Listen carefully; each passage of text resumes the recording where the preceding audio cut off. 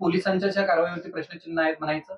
हो, निश्चितपणे. मला असं वाटतं पोलीस ही कारवाई करण्यात नेहमी कानाडोळा करतात किंवा दिरंगाई करतात. त्याच्यावर सुद्धा न्यायालयाने त्यांच्यावर कडक ताशेरे ओढलेले आहेत. आता मला असं वाटतं न्यायालयानेच कान उपटल्यानंतर निदान पोलीस प्रशासन कारवाई करेल अशी आम्हाला अपेक्षा आहे. जवळपास 200 टोल नाक्यांवरती कारवाई करण्यात आलेली आहे आणि 2 वर्षांमध्ये साधारणपणे 120 कोटींचा डल्ला त्यांनी मारल्याचं पाहायला मिळते. बनावट फास्टॅग जे असतील त्याचा वापर केला जातोय.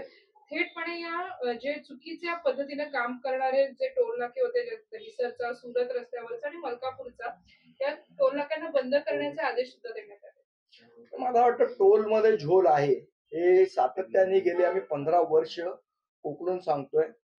आता कुठे लोकांच्या कानावरचे केस मागे घ्यायला लागलेले आहेत. ते पूर्णपणे केस मागे त्याने घ्यावेत. टोलचे झोल काय आहेत याच्या संदर्भातले एक श्वेतपत्रिका ही सरकारने काढली पाहिजे. लोकांसमोर खरे आकडे आले पाहिजे. आम्ही सुद्धा जो डेटा जमवला होता, आपल्याला आठवत असेल तर टोल नाक्यावरती किती वाहनं जातात आणि किती नाही, तो डेटा सुद्धा आम्ही सरकारला दिलाय. ते असून सुद्धा सरकार कारवाई करत नाही. तर टोल माफियांचे आणि सरकारमध्ये बसलेल्या काही अधिकाऱ्यांचे याच्यामध्ये साठलोट तर नाही ना. मला वाटतं याची सुद्धा दखल घेतली गेली पाहिजे. ओला उबरला सरकारनं नोटीस दिलेली आहे. त्याच्यामध्ये ओला उबेर यांच्यामध्ये असा एक प्रकार समोर आला होता की अँड्रॉइड मोबाईल धारकांवरनं जर अँड्रॉइड मोबाईलवरनं बुक केली ओला तर वेगळे दर आणि ऍपल फोनवरनं जर केले तर वेगळे दर असायचे आणि यामुळे मला कल्पना नाही. खरं तर या टोलच्या आंदोलनाला मनसेनं सुरुवात केली होती. आपण केवळ महाराष्ट्रापुरता विचार केलेला, पण देशभरातील 200 टोल नाके हे असे आढळलेले आहेत की जिथे हे गैरप्रकार होत आहेत, चुकीच्या पद्धतीने सॉफ्टवेअर टाकले जात आहेत. त्यामुळं राज्यभरासह देशभरात याची व्याप्ती पाहायला मिळते का? निश्चितपणे टोल हा जो प्रकार आहे, आज जरी देशात एका चांगल्या भावनेने चालू केलेलं त्यावेळेला की मला वाटतं रस्त्याचं काम व्हावं, प्रायव्हेटायझेशन व्हावं या सगळ्या दृष्टीने, म्हणजे त्याला आपण म्हटलेलं की वापरा आणि म्हणजे बांधा, वापरा आणि हस्तांतरण करा या याच्यावर. पण ते हस्तांतरण कुठे झालं? बांधा आणि वापरा आणि पैसे खा असंच टोल मध्ये चालू आहे. त्यामुळे मला वाटतं पैसे खाण्यावर कुठेतरी बंदी झाली पाहिजे. आणि टोल माफिया जे आहेत त्यांच्याकडे टोलची कॉन्ट्रॅक्ट आहेत ते सरकारी अधिकाऱ्यांना असतील, काही राजकारण्यांना असतील, पैसे खायला घालून घालून ते टोल चालवत आहेत. तर याच्या संदर्भातली एक श्वेतपत्रिका बाहेर आली पाहिजे. जर आत्ताचं सरकार म्हणत असेल की आम्ही ट्रान्सपरंट आहोत, आम्ही पारदर्शक आहोत, तर लोकांपुढे खडे आकडे येऊ दे ना की रोज किती वाहनं जातात, याची कुठे नोंद ठेवली जाते, कोणाकडे खरी नोंद आहे, कोणाकडे खरा डेटा आहे.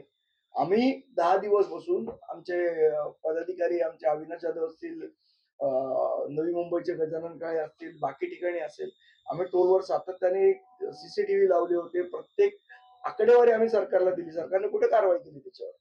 त्याच्यानंतर त्यावेळेचे जे कोण मंत्री होते ते सन्माननीय राजसाहेबांकडे आलेले, त्यावेळेलाही आम्ही आकडेवारी दिलेली. सातत्याने या गोष्टीचा पाठपुरावा करायचं काम कोणी केलं असेल तर ते महाराष्ट्र नवनिर्माण सेनेने केलेलं आहे. पहिल्या आघाडीमध्ये लढले, आता स्वबळ. तुम्ही याच्याकडे कसं बघता? त्यांना यश येईल असं वाटतंय?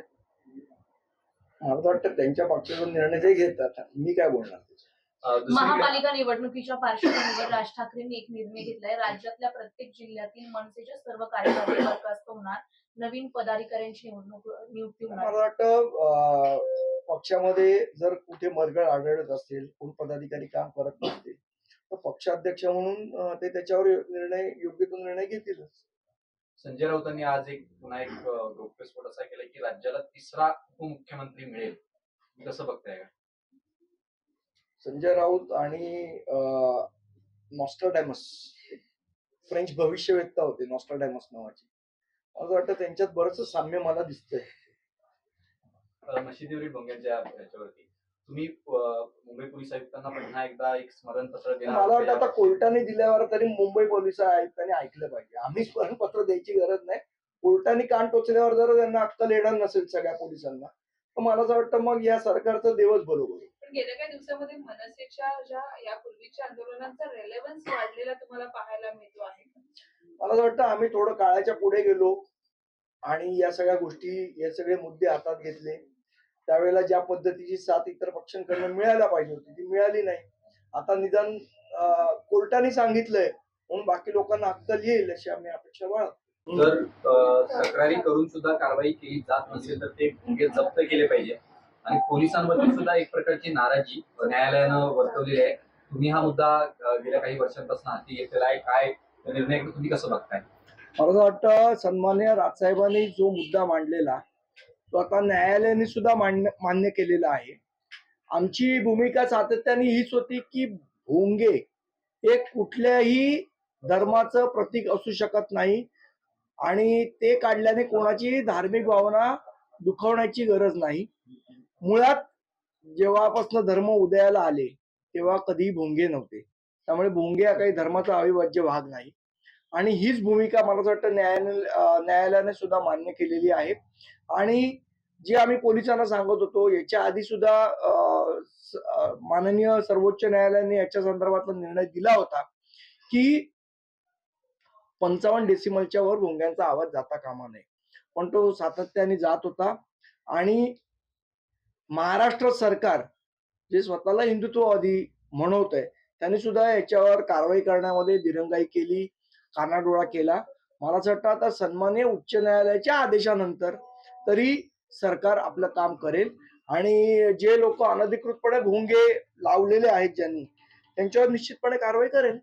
एक या याचिकेदरम्यान न्यायाधीशांनी त्याच्यामध्ये निर्देश असे घालून दिले आहेत की पोलिसांच्या तुम्हाला जेव्हा पहिल्यांदा तक्रार प्राप्त होते त्यावेळेला तुम्ही तात्काळ ते जप्त केले पाहिजे तशा पद्धतीने नाही, पोलिसांनी सांगितलेलं की पहिल्या वॉर्निंग मध्ये समज द्यायची आहे, दुसऱ्या वॉर्निंग मध्ये सुद्धा त्यांच्यावर दंडात्मक कारवाई करायची आहे आणि तिसऱ्या नंतर जरी ते ऐकले नाहीत तर ते भोंगे जप्त करायचे, अशा प्रकारचे न्यायालयाचे आदेश आहेत. खर तर या न्यायालयाच्या आदेशांमध्ये ज्या वेळेला लोकांना आजूबाजूच्या लोकांना त्रास होतो त्यावेळेला थेट कारवाई होत नाही असाही मुद्दा समोर येतो. यापूर्वीही तक्रारी देण्यात आलेल्या लोकांकडनं, पण या मस्जिदीच्या परिसरामध्ये जाऊन थेट कायदा आणि सुव्यवस्थेवर सामाजिक तेढ निर्माण होईल म्हणून पोलिसांकडनंही तितकीशी कारवाई केली जात नाही. तर मला असं वाटतं तर पोलिसांनी करायला पाहिजे. आता जर न्यायालयाच्या आदेशाचं पालन सरकार करणार नसेल मग या सरकारला काय शिक्षा द्यायची याचा सुद्धा निर्णय न्यायालय घेईल. ते कंटेम्प्ट ऑफ कोर्ट होईल जर न्यायालयाच्या आदेशाचं पालन नाही केलं तर.